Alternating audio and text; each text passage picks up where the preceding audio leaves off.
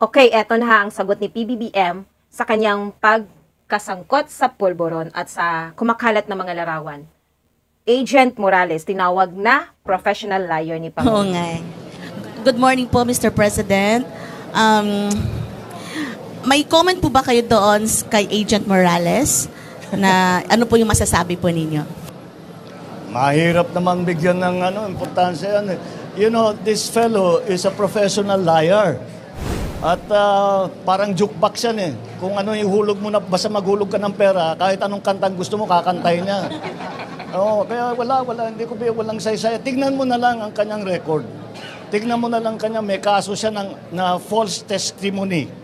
O yan, ganyan. Ilan bang marami siyang history na kung sino-sino sinasangkot, kung saan-saan.